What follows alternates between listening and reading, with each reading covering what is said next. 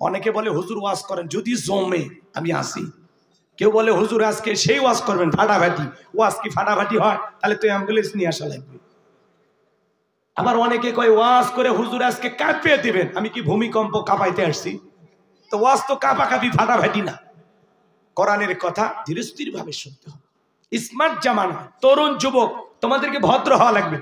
একজন আলেমের প্রতি শ্রদ্ধা ভালোবাসা থাকা ভালো, কিন্তু তাই বলে ভালোবাসার নামে তাকে ধাক্কা দিয়ে ফেলায়া দেবেন, তার গাড়ির সামনে যা ভিড় করবেন, ঠেলাঠেলি করবেন। 1 ঘন্টা লাগছে ওনার মঞ্চে পৌঁছাইতে, আবার সেখান থেকে নেমে গাড়ি পর্যন্ত যাইতে 1 ঘন্টা লাগছে। উনি কষ্ট পেয়েছেন, আমরা আগামীতে ওনাকে কষ্ট দেব না। আল্লামা সাইদি হুজুরকে আমরা হারিয়েছি, আমাদের মন বলে আগামীতে এই দেশে আল্লামা সাইদির যোগ্য উত্তরসূরি হিসাবে ডক্টর মিজানুর রহমান আজারি ভাইকে যেন আল্লাহ কবুল করেন। একটু জোরে বলুন আমিন। এই জন্য ওনার প্রোগ্রামগুলো বাস্তবায়ন করার জন্য সবাইকে সহযোগিতা করতে হবে। প্রত্যেকটা শ্রোতাকে স্বেচ্ছাসেবকের ভূমিকা পালন করা লাগবে, ওনার যেন কষ্ট না হয়। উনি আসবেন, বুঝাবেন, কি বলবেন সেই মেসেজগুলো নেওয়ার চেষ্টা করবেন। গতকালকে উনি জাতীয় ঐক্যের কথা বলেছেন, সূরা আলে ইমরান থেকে চমৎকার বক্তব্য দিয়েছেন। কথা বলে ঠিক না? লক্ষ লক্ষ মানুষ তার মাহফিলে, লিল্লাহে তাকবীর। এই আকর্ষণ কোরআনের আকর্ষণ। আল্লামা লুৎফর রহমান হুজুর মারা গেছেন, উনি বলেছিলেন মিজান আসবে বীরের বেশে, আল্লাহু আকবার কর। উনি বলেছিলেন, কিন্তু তিনি আজহারীর ফিরে আসা দেখতে পারলেন না, উনি মারা গেছেন। উনি বারবার বলতেন আমার ছেলে আজহারী আসবে বীরের বেশে, হেরে যাবে তোমাদের হিংসা, জিতে যাবে আমাদের ভালোবাসা। কোন ষড়যন্ত্র করে আজহারীকে কোরআনের ময়দান থেকে তোমরা বাহিরে রাখতে পারবা না। আবারও আসবে আজহারী, এসেছে। আল্লাহু আকবার বলে। এই সুযোগ আল্লাহ তাআলা আমাদেরকে দিয়েছেন, এজন্য আমরা আলেমদেরকে ভালোবাসবো কলিজা দিয়ে।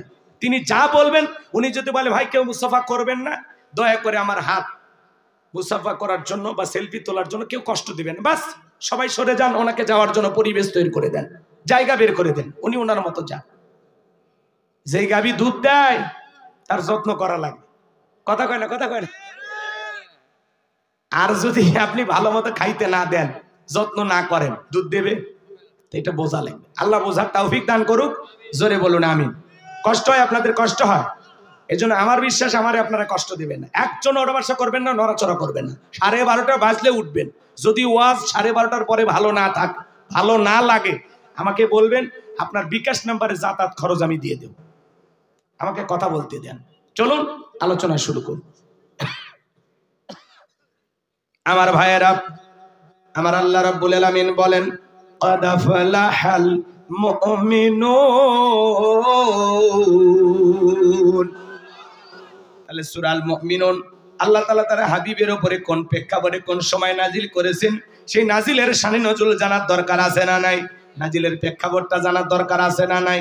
নবীজির প্রিয় সাহাবী হযরত ওমর ফারুক রাদিয়াল্লাহু তাআলা বলেন, আমি মৌমাছির গুনগুন আওয়াজ শুনলাম, ডানে তাকায় মৌমাছি নাই, বামে তাকায় মৌমাছি নাই। নবীজির চেহারা মোবারকের দিকে তাকায় দেখি নবীজি ফিসফিস করে কি যেন তিলাওয়াত করতেছেন।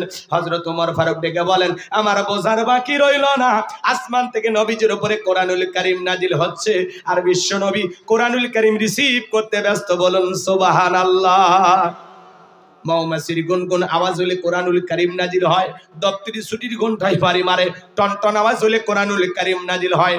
নবীজি যখন ঘোড়ার উপরে থাকতেন, ওই সময় যদি কোরআনুল কারীম নাজিল হইতো, ওহির ভারে ঘোড়ার পা গুলো বালুর ভিতরে ডেবে যেত। বলেন আল্লাহু আকবার। তাহলে কোরআনুল কারীমের একটা আলাদা ওয়েট, আলাদা একটা ওজন আছে না নাই? নবীজি উঠের উপরে থাকলে ওই সময় যদি কোরআনুল কারীম নাজিল হইতো, ওহির ভারে উটের মাথা জমিনের সঙ্গে লেগে যেত। এক সাহাবী রানের উপরে মাথা রেখে নবীজি আরাম ফরমাচ্ছেন, ওই সময় কোরআনুল কারীম নাজিল হলো। সাহাবী ডেকে বলেন, আমার কাছে মনে হয় আমার রানটা ফেটে যাবে, আমার কাছে মনে হয় আমার রানের উপরে পাহাড় চেপে ধরা হয়েছে। তাহলে কোরআনুল কারীমের একটা আলাদা ওয়েট, আলাদা একটা ওজন আছে না নাই? জীবনের প্রথম ওহী রিসিভ করতে গিয়ে নবীজির শরীর মোবারকে জ্বর পর্যন্ত এসেছিল। দীর্ঘ 23 বছরে নবীজির উপরে আল্লাহ তাআলা কোরআনুল কারীম নাজিল করেছেন। এই কোরআনের সম্মান মর্যাদা কত আমরা অনেকে বুঝি না। এমন মুসলমান 40-50 বছর বয়স হয়ে গেছে, আল্লাহর কোরআনটা কোনোদিন খুলেও দেখেনি। কথা কয় না? আচ্ছা, মজনুর কাছে লাইলি চিঠি লেখে নিয়মিত, কিন্তু মজনি কোনোদিন চিঠি খুলে দেখে না। তাহলে বলেন তো লাইলির আবেগটা কি মজনু বুঝবে? কথা বলেন, বুঝবেন? আমার কথা মনে বোঝেন না ভাই, আমার সাথে একটু কথা বলেন। আমি করবো ওয়াজ, আপনারা দেবেন আওয়াজ, জবাব দিবেন ঠিক ঠিক, আলোচনা হবে কমপ্লিট। শ্রোতাদের স্পিরিটে বারে, বক্তার হিট, আলোচনা হবে জায়গা মতো ফিট। আগে বলতাম কিছু আজ প্যান্ডেলে, কিছু আজ অ্যাঙ্গেলে, এখন আর অ্যাঙ্গেলে না, যা বলবো সব ডাইরেক্ট। অ্যাঙ্গেলে বলা 3 শেষ, ডাইরেক্ট বলার বাংলাদেশ। কথা বলে ঠিক কি না? তাহলে শোনেন, নিয়মিত লাইলি চিঠি লেখে, ওগো প্রিয় মজনু, তুমি আমার সাধনা, তুমি আমার ভাবনা, তোমাকে সারা না কাটে রাত, না কাটে দিন, আমি চাঁদের ভিতরে তোমাকে দেখি, সূর্যের ভিতরেও তোমাকে দেখি, আমার বাগানের ফুলের দিকে তাকাইলেও তোমার ছবি ভেসে ওঠে, পুকুরে গোসল করতে গেলেও ওই পানিতে তোমার ছবি ভেসে ওঠে, তুমি যে কি দিওয়ানা করেছো জানি না, তোমাকে না পেলে আমি আর বাঁচবো না। এই যে আবেগ দিয়ে কথাগুলো লাইলি মজনুর জন্য লেখে। এখন মজনু যদি চিঠি না পড়ে, লাইলির আবেগ কি বুঝবে? জোরে বলেন, বুঝবে? লাইলির মন বুঝতে হলে মজনুকে চিঠি পড়া লাগবে। তা আল্লাহ তাআলা আমাদেরকে কি বলেছেন? তাহলে এই কোরআন নামক চিঠি না পড়লে আল্লাহ যে বিশাল, আল্লাহ যে মহান, তিনি কি বার্তা পাঠিয়েছেন, কোরআন না পড়লে আপনি বুঝতে পারবেন। কথা বলেন না কেন? এই কোরআন যদি মহব্বত করে ভালোবেসে পড়তে পারেন, বুঝতে পারেন, তাহলে মালিককেও চিনতে পারবেন। ভাই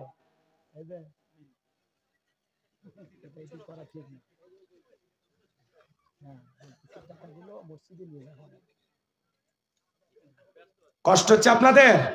বিরক্ত হয়েছেন আমার কথায়? তাহলে আল্লাহর কোরআনটা পড়বো তো ইনশাল্লাহ, সবাই পড়বো তো ইনশাল্লাহ। 8টি পদ্ধতিতে নবীজির উপরে কোরআনুল কারীম নাজিল হয়তো, বলতে গেলে লম্বা সময় লাগবে, এত কথা আমরা বলবো না, সংক্ষিপ্ত কথা।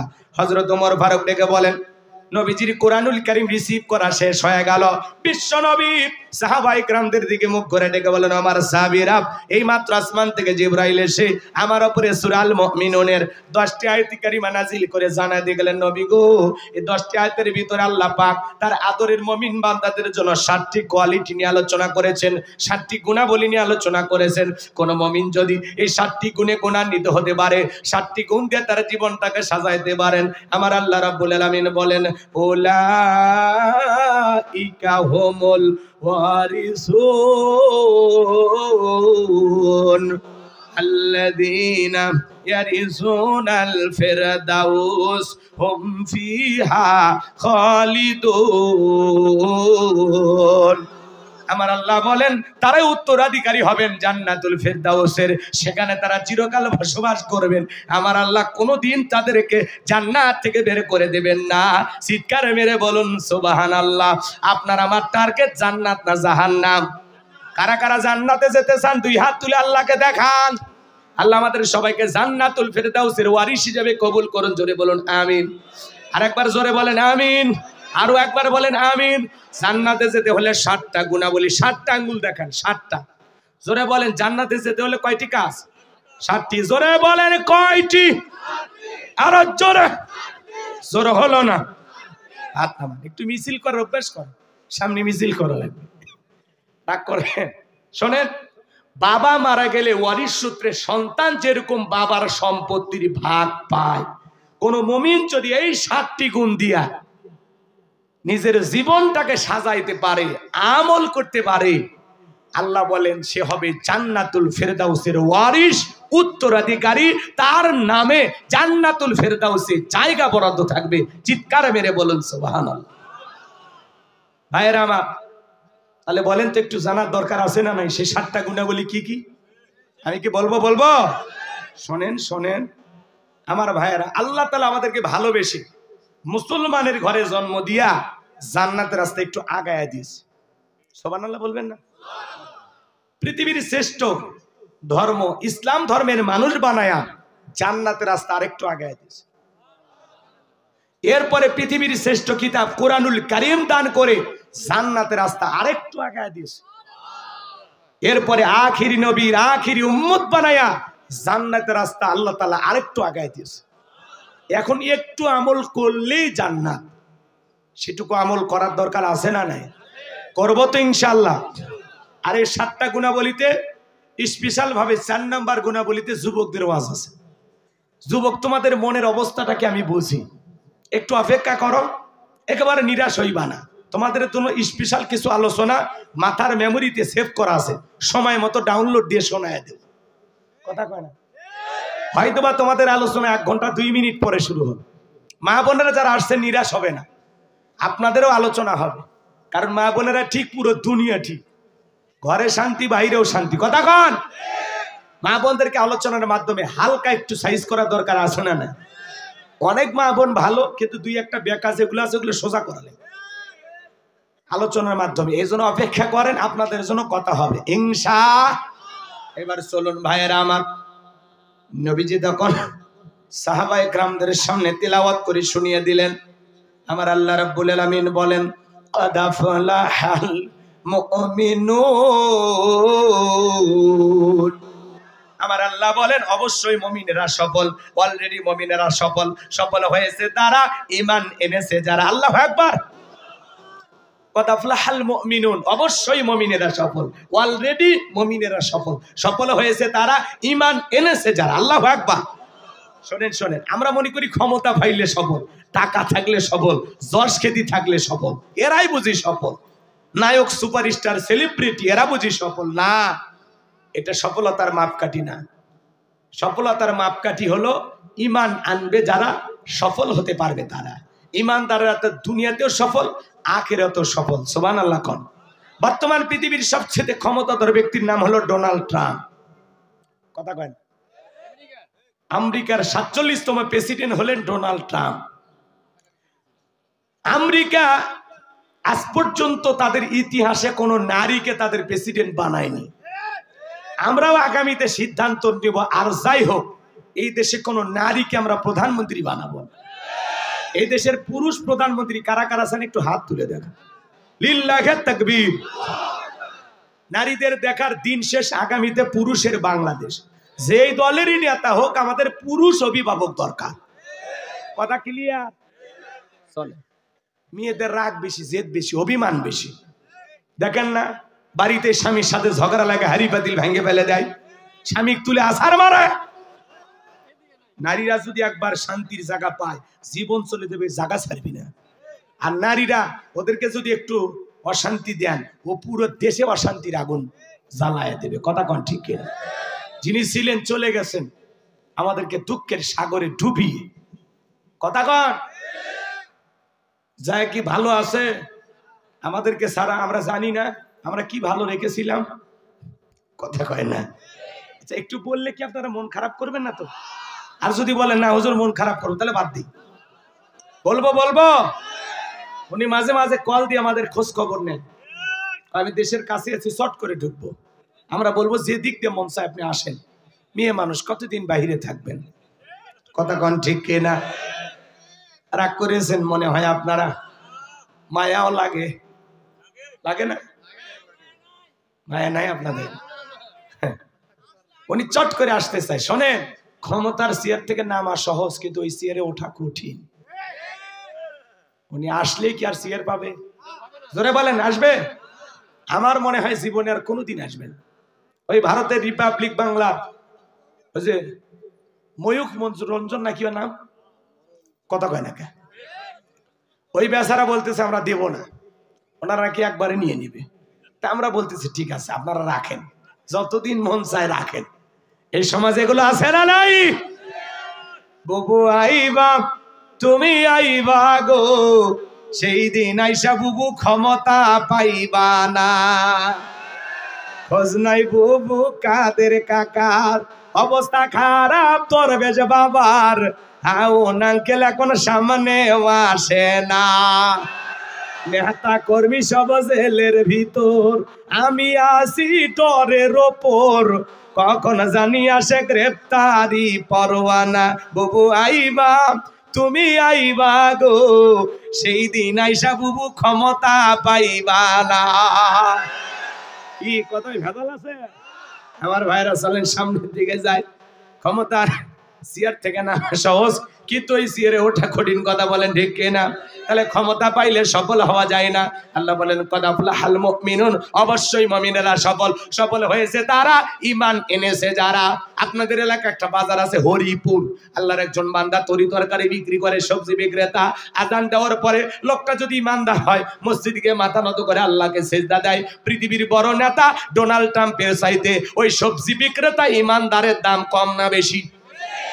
তার মানে কি বুঝলেন? ঈমান আছে যার, আল্লাহর কাছে দাম আছে তার। কোন বেঈমানের দাম আল্লাহর কাছে নাই। বেঈমানেরা ক্ষমতার দিক দিয়ে দুনিয়াতে সফল হতে পারে, মরার পরে সবগুলো বেঈমানকে পিটাইয়া জাহান্নামে দেবেন তিনি কে? ওই রাশিয়ার প্রেসিডেন্ট বলেন, ভারতের দাদা বলেন, এরা যতই ক্ষমতার দিক দিয়ে শক্তিশালী হোক না কেন, মরার পরে সবগুলো বেঈমানকে পিটাইয়া আল্লাহ জাহান্নামে দেবে। ঈমান নামের পাসপোর্ট ছাড়া জান্নাতের ভিসা লাগবে না। কথা কয় না? ঈমান হলো জান্নাতে যাওয়ার পাসপোর্ট। যার এই পাসপোর্ট আছে তার জান্নাতের ভিসা লাগবে। এই জন্য বেঈমানেরা ওরা ক্ষমতার মাতবাড়িতে দুনিয়াতে সফল হতে পারে, মরার পরে এরা সফল হতে পারবে না। আর ঈমানদার যারা, এরা দুনিয়াতেও সফল, আখিরাতেও সফল। সুবহানাল্লাহ বলেন। কষ্ট হবে? তাহলে আমি বলবো সফল হয়েছে কারা? আপনারা বলবেন ঈমান এনেছে যারা। ভাই আপনার চেহারা কালো হোক ফর্সা হোক, লম্বা হন খাটো হন, ধনী হন গরিব হন, তাতে কোনো সমস্যা নাই। আপনার ভিতরে ঈমান আছে, আল্লাহর কাছে আপনার দাম আছে। এই জীবনে যদি আল্লাহর কাছে দামি হতে পারি, আর কিছু চাওয়ার আছে? তাহলে আমি বলবো সফল হয়েছে কারা? আপনারা বলবেন ঈমান এনেছে যারা। বলতে পারবেন না? তাহলে বলেন সফল হয়েছে কারা? আরেকবার, সফল হয়েছে কারা? তাহলে এক নাম্বার আয়াতে বললেন কদ আফলাহাল মুমিনুন, অবশ্যই মুমিনেরা সফল হয়েছে তারা, ঈমান এনেছে যারা। এবার 7টা গুণাবলীর 1 নাম্বার শুরু হচ্ছে। এদিকে খেয়াল করেন, একজন অমুসলিম জোহরের নামাজের পূর্বে ঈমান গ্রহণ করেছে, ওই ব্যক্তির উপরে জোহরের সালাত আদায় করা কি নফল না ফরজ? তার মানে কি বুঝলেন? ঈমান আনার পরে মুমিন জীবনের সবচাইতে গুরুত্বপূর্ণ ইবাদতের নাম হলো সালাত। আল্লাহ যখন মুমিনদের 7টি কোয়ালিটি নিয়ে আলোচনা করলেন, 1 নাম্বার সালাত দিয়ে শুরু করলেন। কিয়ামতের ময়দানে সর্বপ্রথম আল্লাহ তাআলা নামাজের হিসাব নেবেন। যুবক কথা বলবো না? আমার ভাইয়েরা, মুমিন বান্দার 1 নাম্বার গুণাবলী, আমার আল্লাহ রাব্বুল আলামিন বলেন আল্লাযীনা হুম ফি সালাতিহিম খাশিউন। মুমিন বান্দার 1 নাম্বার গুণাবলী, যারা নিজেদের সালাত বিনয়ের সহিত, নম্রতার সহিত আল্লাহর ভয় নিয়ে আদায় করে। আপনি আমি যখন সালাত আদায় করব, অন্তরে ভয় থাকতে হবে কার? আয়াতের ব্যাখ্যায় তাফসীরকারকারা লিখেছেন, তাফসীর ইবনে কাসির থেকে বলতেছি, অন্তরের ভিতরে সুচিন্তা, দুশ্চিন্তা, কুচিন্তা, বিবির কথা, সংসারের কথা, ব্যবসা বাণিজ্যের কথা, দুনিয়াবি কোনো চিন্তা ভাবনা মনের মধ্যে রাখা যাবে না। একেবারে টেনশন মুক্ত নিয়া, আল্লাহর ভয় নিয়ে মসজিদে গিয়ে সালাত আদায় করা লাগবে। আপনি আমি যখন মসজিদে ঢুকবো, অন্তরে ভয় থাকতে হবে কার?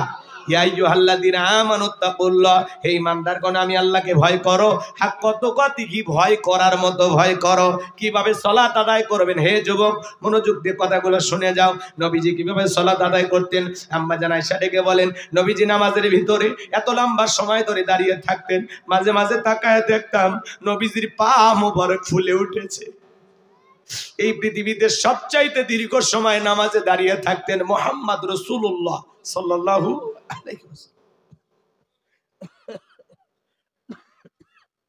আম্মা জান আয়েশা আরো ডেকে বলেন, নবীজি এত লম্বা সময় রুকু করতেন, সিজদা করতেন, মাঝে মাঝে মনে হয় নবীজি আর কোনোদিন সিজদা থেকে মাথা উঠাবেন না।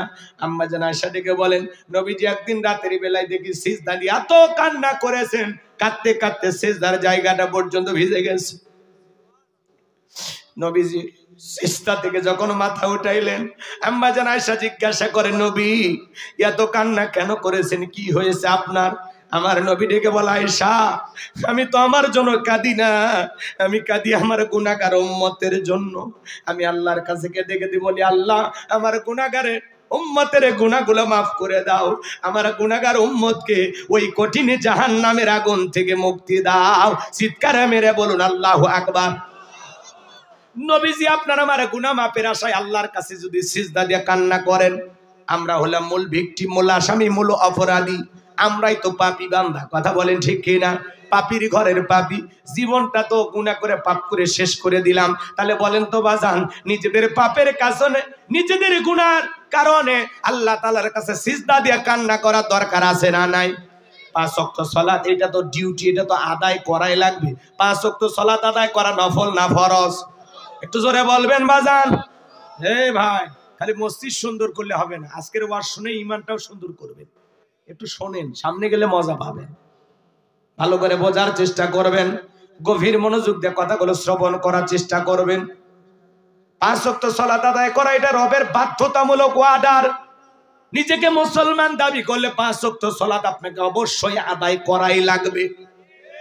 5 ওয়াক্ত সালাত আদায় করবেন, পাশাপাশি গভীর নিশীথে রাতের 1টা 2টা 3টার দিকে ওইটা বিবির ভালোবাসা ত্যাগ কইরাম, আরামের বিছানা ত্যাগ করে ঠান্ডা পানি দেয়া ওযু বানায়া নিরালাই নিবৃত্তিতে যাই নামাজে দাঁড়িয়ে যাওয়া দরকার আছে না নাই? এই নামাজ দুনিয়ার কাউকে দেখানোর জন্য নয়, এই নামাজ হলো একমাত্র কার জন্য? قل إن صلاتي ونسكي ومحياي ومماتي لله رب العالمين। সূরা আনাম আয়াত নাম্বার 162। আল্লাহ রাব্বুল আলামিন জানিয়ে দিলেন, নবীজি আপনি বলুন, আমার নামাজ, আমার কুরবানি, আমার জীবন, আমার মরণ লিল্লাহি রাব্বিল আলামিন, আসমান জমিনের প্রতিপালকের জন্য। তাহলে মুমিন জীবনের সব ইবাদত হবে আল্লাহ তাআলাকে রাজি খুশি করার জন্য। কথা বলেন ঠিক কি না? আপনি নিরালাই তাহাজ্জুদের যাই নামাজে দাঁড়িয়ে গেছেন, আল্লাহ রাব্বুল আলামিন বলেন ওয়াল্লাযীনা ইয়াবিতুনা লিরাব্বিহিম সুজদাও ওয়া কিয়ামা, যারা রাত্রি জাগরণ করে আমি আল্লাহকে সিজদা দেয়, আমি আল্লাহর জন্য দণ্ডায়মান হয়ে যায়, যারা তাহাজ্জুদের সালাত আদায় করে আল্লাহ তাদের মর্যাদা বাড়িয়ে দেয়। আল্লাহু আকবার বলে। এই তাহাজ্জুদের নামাজ দুনিয়ার কাউকে খুশি করার জন্য নয়, এটা হলো আল্লাহকে পাওয়ার জন্য। ওই তাহাজ্জুদের যাই নামাজে ফিস ফিস করে সিজদায় লুটিয়ে পড়ে যা বলেন, আপনার এই ফিস ফিস আওয়াজ আল্লাহর আরশে পৌঁছে যায়। আল্লাহ শেষ রাত্রিতে প্রথম আসমানে আসে, ডাইকা বলে, কে আছো গুনাহগার? গুনাহ করছো, অন্যায় করছো, অপরাধ করছো, আমি আল্লাহর কাছে মাফ চাও, আমি আল্লাহ তোদের জীবনের গুনাহগুলো মাফ করে দেব। দুনিয়াতে অপরাধী খোঁজা হয় জেলখানায় নেওয়ার জন্য, আর আপনার আমার আল্লাহ কত দয়ালু, আল্লাহ তার অপরাধী বান্দাকে খোঁজে মাফ করে দেওয়ার জন্য। আমার আল্লাহ বলেন, কে আছো অভাবগ্রস্ত, আমার কাছে বলো, আমি তোমার অভাব দূর করে দেব। যারা তাহাজ্জুদের যায় নামাজে সিজদা দেয়, এদের জীবনে পেরেশানি থাকে না, হতাশা থাকে না। যারা গভীর নিশীথে তাহাজ্জুদের যায় নামাজে আল্লাহর সাথে সিজদার মাধ্যমে, রুকুর মাধ্যমে, ইবাদতের মাধ্যমে প্রেম করতে পারে, আল্লাহর সাথে প্রেম করলে জীবনে কোনোদিন ব্যর্থতা নাই, খালি সফলতা। আল্লাহু আকবার বলে। যুবকেরা রাত্রি জাগরণ করে, তবে নামাজ পড়ে না, ইউটিউব ইন্টারনেট ঘাটাঘাটি করে, ইমো মেসেঞ্জারে বান্ধবীর সাথে চ্যাটিং কইরা সারা রাত মোবাইলে চ্যাটিং করে। হ্যালো জান, খাইছো? কি করো? মেয়ে রাগ করে বলে, আজকে ভাত খাবো না। তুমি না খাইলে আমিও খাবো না। নিজের মা খাইছে কিনা খবর নেয় না, বাবা খাইছে কিনা খবর নেয় না, বান্ধবী না খাইলে ওই দুষ্ট যুবকের মুখে খাবার ওঠে না। এরকম হাইব্রিড যুবক আছে না নাই? সারা রাত ইমো মেসেঞ্জারে সেটিং কইরা ফজরের আজান হয় যখন, ওই হাইব্রিড যুবক ঘুমাইতে যায়, তখন নামাজও পড়ে না। যুবক রে, এই ঘুম ভাঙলে সকাল, না ভাঙলে পরকাল। কথা বলেন ঠাকুর গায়ের মুসলমান, কথা বলেন ঠিক আছে না নাই? কেমন করে ঘুমাও তুমি ওরে ঠাকুর গায়ের যুবক, কেমন করে ঘুমাও তুমি ফজর করে কাজা, এমন তো হতে পারে ও তোমার জোহরে জানাজা, এমন তো হতে পারে ও তোমার জোহরে জানাজা। যুবক, ওই ঘুম ভাঙলে সকাল, না ভাঙলে পরকাল। কত যুবক আছে রাত্রি জাগরণ করে অনলাইনে জুয়া খেলে, ফ্রি ফায়ার, পাবজি। একটু পরে সাইজ করতেছি যুবকদের, কষ্ট হয় নাকি আপনাদের? একটু পরে, একটু পরে। আমার ভাইয়েরা গভীর মনোযোগ দিয়ে কথাগুলো শ্রবণ করবেন। এমন নামাজ কি আপনার আমার জীবনে আছে? বলতে পারবেন যে হুজুর 2 রাকাত নামাজ পড়েছি 2 ঘন্টা ধইরা, বলতে পারবেন? সিজদা দিয়ে কোনোদিন জীবনে 1 ঘন্টা কেঁদেছেন বলতে পারবেন? কথা কয় না। এরকম নামাজ আমাদের আছে, কিন্তু নবীজির সাহাবীরা 2 রাকাত নামাজ পড়ে সারা রাত কাটাইছে। সুবহানাল্লাহ কোন। আমার ভাইরা, ওই গভীর নিশিতে সিজদা দিয়া চোখের পানি ছেড়ে দিয়ে আল্লাহর কাছে কেঁদে কেঁদে বলতে হবে, রব্বানা সরিফান আযাবা জাহান্নাম ইন্না আযাবাহা কানা গরামা। হে আমাদের রব, ওই কঠিন ভয়ঙ্কর যন্ত্রণাদায়ক আগুন থেকে আমাদের মুক্তি দাও। ওই জাহান্নামের আযাব শাস্তি সহ্য করার ক্ষমতা আমাদের নাই। ইন্নাহা সাআত মুস্তাকাররা ওয়া মুকামা। সূরা ফুরকানে আল্লাহ পাক জানিয়ে দিলেন, নিশ্চয়ই আবাসস্থল হিসাবে, বসতির জায়গা হিসাবে ওই জাহান্নাম কত না নিকৃষ্টতম একটা স্থান। জাহান্নাম সুখের জায়গা না, ওইটা হলো যন্ত্রণার কারখানা। আল্লাহ রাব্বুল আলামিন বলেন, ইন্না জাহান্নামা কানাত মিরসাদা লিত্তাগিনা মাআহা লাবিসিনা ফিহা আহকাবা লা ইয়াযুকুনা ফিহা বারদাউ ওয়ালা শারাবা ইল্লা হামিমাও ওয়া গাসসাকা। জোরে কর নাউযুবিল্লাহ, আরেকটু জোরে কর।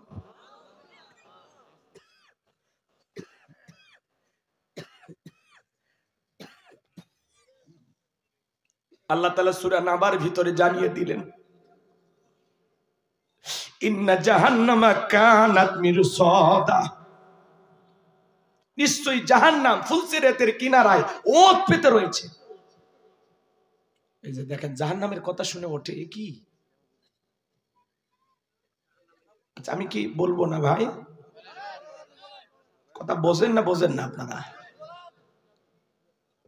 এই লোকগুলো মানুষ হবে না তো। শোনেন, শিকারি ধরার জন্য যেমন ফাঁদ পাতা হয়, জাহান্নামের ফুলসিরাতের কিনারায় জাহান্নাম ওত পেতে রয়েছে। আল্লাহর অবাধ্য নাফরমান গুনাহগার বান্দাদের থাকার আবাসস্থল হলো এই জাহান্নাম। এখানে যারা যাবে যুগের পর যুগ বসবাস করবে। একজন মানুষ জাহান্নামে কত দিন থাকবে, কত লক্ষ বছর, কত কোটি বছর থাকবে, আল্লাহ ছাড়া এই এলেম, এই জ্ঞান দুনিয়ার কেউ জানে না। ওই জাহান্নামের আগুনে জ্বলতে জ্বলতে মানুষের চেহারাগুলো পুরে কয়লার মতো কালো হয়ে যাবে। জাহান্নামের আগুন কারো দেহে যদি লাগে, মনে হয় কলিজাটা পুড়ে ফেলবে, কলিজাটা পুড়ে ছাই হয়ে যাবে। এই দুনিয়ার আগুনের চাইতে জাহান্নামের আগুনের পাওয়ার 70 গুণ বেশি। 3000 বছর জ্বালায়া জাহান্নামের আগুনের কালার কৃষ্ণ বড় অন্ধকার রাত্রির মতো কালো। ওই জাহান্নামের আগুনে যারা জ্বলবে, চেহারাটা কয়লার মতো কালো হয়ে যাবে। ওই জাহান্নামের আগুনে পুড়তে পুড়তে জ্বলতে জ্বলতে জাহান্নামীরা যখন ক্ষুধার্ত হয়ে যাবে, আল্লাহর কাছে বলবে, আল্লাহ খাবার দাও, খাবার দাও। জাহান্নামের তলদেশে এক ধরনের ফলের চাষ করা হবে, জাক্কুম, কাঁটাযুক্ত ফল। এই ফলটা যখন জাহান্নামীদেরকে খাইতে দেওয়া হবে, ওই ফলটা পাওয়া মাত্র জাহান্নামীরা যখন গলার ভিতরে দেবে, গলার মাঝামাঝি ফলটা আটকে যাবে, ভেতরেও যাবে না, বাহিরেও আসবে না। যত গলা নাড়াচাড়া করবে, কাঁটাগুলো ফুটবে আর ফুটবে। জাহান্নামীরা তখন চিৎকার মেরে ডেকে বলবে, আল্লাহ, এ কেমন ফল খাওয়াইতে দিলা, ভিতরেও যায় না, বাহিরেও আসে না। যত গলা নাড়াচাড়ি করি কাঁটাগুলো ফটে, এই যন্ত্রণা তো আমরা সহ্য করতে পারি না। আল্লাহ জাহান্নামী বান্দাকে এই ফল খাইতে দিয়েছেন ক্ষুধা মেটানোর জন্য না, জাহান্নামী বান্দার শাস্তি আরো বেশি বাড়ানোর জন্য। মানুষগুলো তখন চিৎকার মারবে আর দেখে বলবে, আল্লাহ পানি দাও, পানি দাও। ওরা মনে করবে পানি খেলে মনে হয় সরে যাবে। এইবারে পানি পানি বলে যখন চিৎকার মারবে, আমার আল্লাহ তাআলা ডেকে বলেন, লা ইয়াযুকুনা ফিহা বারদান ওয়ালা শারাবা। তাদেরকে মিনারেল ওয়াটার দেওয়া হবে না, ঠান্ডা কোনো পানি দেওয়া হবে না। যে পানি পান করে জাহান্নামী তার বুকের জ্বালা তৃষ্ণাকে নিবারণ করতে পারে, কেমন পানি দেওয়া হবে? ইল্লা হামিমাও ওয়া গাসসাকা। এমন উত্তপ্ত ফুটান্ত গরম পানি দেওয়া হবে যা পুষ ব্যতীত কিছুই নয়। ও ঠাকুরগাঁও জেলার বাবাজিরা, দেখের ভিতরে বড় বড় ফোড়া হয়, ফাটায় দিলে ভিতর থেকে কি বের হয়? পুষ। হাসপাতাল থেকে সংগ্রহ করে দেবে, 1 গ্লাস খাবেন 50,000 টাকা। 1 লাখ দিলে খাবেন? কথা বলেন, খাবেন? শুনে ঘৃণা লাগতেছে, সি সি হুজুর, এটা কি খাওয়া যায়? এটা কি খাওয়ার মতো জিনিস? কথা তো গোলাম রব্বানির না, গোলাম রব্বানির বাবারও না। আল্লাহ তাআলা সূরা নাবার 25 নম্বর আয়াতের মধ্যে স্পষ্ট জানিয়ে দিলেন, ইল্লা হামিমা ওয়া গাসসাকা, এমন উত্তপ্ত ফুটান্ত গরম পানি তাদেরকে পান করানো হবে যা পুজ ব্যতীত কিছুই নয়। ওই পুজওয়ালা দুর্গন্ধওয়ালা পানি যখন জাহান্নামী পান করবে, জাহান্নামী ব্যক্তির লারি ভুড়ি গুলো গলে গলে পিছনের রাস্তা দিয়ে বের হয়ে যাবে। ওই পানি চেহারার সামনে নিলে চেহারাটা ঝলসে যাবে, দেখে গোস্ত গুলো খরচে খরচে পড়বে। জাহান্নামের সর্বনিম্ন শাস্তি, একজোড়া পায়ে জুতা পরিধান করে যে থাকবে, ওই জাহান্নামের জুতা পরার কারণে পাতার মগজগুলো টকবক করে গলে নাক মুখ কান দিয়ে বের হয়ে যাবে। ওই জাহান্নাম সুখের জায়গা না, জাহান্নামের 1 ইঞ্চি জায়গা ফাঁকা নাই যার মধ্যে আগুন নাই। দরিয়া নামের এমন একটা খাবার দেওয়া হবে যা না পুষ্টি যোগাবে না ক্ষুধা মেটাবে। ওই কঠিন ভয়ঙ্কর জাহান্নামের ভিতরে আল্লাহ মানুষকে বিভিন্ন রকমের শাস্তি দিবে বাজান। জাহান্নাম নিয়ে আলোচনা করলে 3 ঘন্টা আলোচনা করে শেষ করা যাবে না। আমি তো আপনাদেরকে বোঝানোর জন্য 2-1টা কথা বলতেছি। বলেন তো বাজান, ওই জাহান্নামের শাস্তি ঘটেছে না ঘটবে? জোরে কর। আল্লাহ তাআলা সতর্ক করে দিয়েছেন, সাবধান করে দিয়েছেন, বলে দিয়েছেন যে বান্দা এইভাবে জাহান্নামীদেরকে শাস্তি দেওয়া হবে, বিদায় সাবধান হও, সতর্ক হও, এখনো নিজেকে জাহান্নামের আগুন থেকে বাঁচাও। কথা বলে ঠিক এরা? আমরা যেন নিজেদেরকে জাহান্নামের আগুন থেকে বাঁচাইতে পারি, জান্নাতের রাস্তায় পরিচালিত করতে পারি, সিরাতাল মুস্তাকিমের রাস্তায় পরিচালিত করতে পারি। এই জন্য আল্লাহ তাআলা অগ্রিম এই বার্তা, এই মেসেজটা পাঠায় দিয়েছে। তাহলে বলেন তো বাজান, জাহান্নাম থেকে বাঁচার জন্য মালিককে সিজদা দেওয়ার দরকার আছে না নাই? জোরে বলেন, দরকার আছে না নাই? আমার ভাইরা, আমি লম্বা করব না। আল্লাহ রাব্বুল আলামিন আমাদের সবাইকে জাহান্নামের আগুন থেকে মুক্তি দিন। জোরে বলুন আমিন। আরেকটু জোরে কর না আমিন। আমার ভাইরা, তাহলে নবীজি লম্বা সময় সিজদা দিয়ে আপনার আমার গুনাহ মাফের জন্য আল্লাহর কাছে দোয়া করতেন। আমরাও লম্বা সময় সিজদা দিয়ে নিজের গুনাহ মাফ চাইবো কার কাছে? নবীজির সাহাবীরা কিভাবে সালাত আদায় করতেন জানেন? মরুভূমিতে নবীজির সাহাবীরা যখন নামাজে দাঁড়িয়ে যেতেন, ওই মরুভূমির পাখিগুলো খেজুর গাছ মনে করে সাহাবায়ে কেরামদের কাঁধের উপরে, মাথার উপরে বসে থাকতো। নবীজির সাহাবীরা সালাতে এত মনোযোগ, কাঁধে পাখি পড়ে থাকে তারপরে টের পায় না। চিৎকার মেরে বলুন সুবহানাল্লাহ। কাঁধে পাখি পড়ে আছে, নামাজে এত মনোযোগ, পাখি যে পড়ছে টেরই পায় না।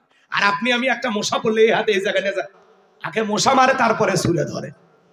হযরতে তালহা নামাজ পড়তেছেন, সন্তানটা খেলাধুলা করতেছিল, জঙ্গল থেকে সাপ এসে সন্তানটাকে বেশি ধরেছে। স্ত্রী মানুষজনকে ডাকলেন, সন্তানটাকে বিপদ মুক্ত করলেন। হযরতে তালহা নামাজ শেষে জিজ্ঞাসা করে, বিবিরে বাড়িতে এত মানুষজন, ব্যাপারটা বুঝতে পারলাম না। হযরতে তালহার স্ত্রীটিকে বলে, স্বামী আপনি যখন নামাজ আদায় করতেছেন, জঙ্গল থেকে সাপ এসে সন্তানটাকে বেশি ধরেছিল, আমি মানুষজনকে ডাকলাম, ছেলেটাকে বিপদ মুক্ত করলাম, ইয়া তো ঘটনা আপনার চোখের সামনে ঘটে গেল, আপনি কি কিছুই টের পান নাই? হযরতে তালহা ডেকে বলেন, বিবিরে নামাজের মধ্যে মন যদি এদিক সেদিক চলে যায় তাহলে নামাজ তো আর নামাজ থাকে না। সুবহানাল্লাহ। আর আপনি আমি নামাজ পড়ি হরিপুর, মন চলে যায় মধুপুর, নামাজ পড়ে ঠাকুরগাঁও, মন চলে যায় পঞ্চগড়। কথা কন। আমাদের পাগল মন খালি ছটফট করে, দুনিয়াবি নানান কথা নামাজের মধ্যে হয়, মাঝে মাঝে দুনিয়াবি এত কথা নামাজের মধ্যে মনে হয়, নামাজ 2 রাকাত চলতেছে না 3 রাকাত মনে থাকে না। দুনিয়াবি এত কথা, এত চিন্তা নামাজের মধ্যেই মনে হয়। সিজদা 2টা দিলাম না 1টা দিলাম, নামাজের মধ্যে ব্রেক করে চিন্তা করালাম।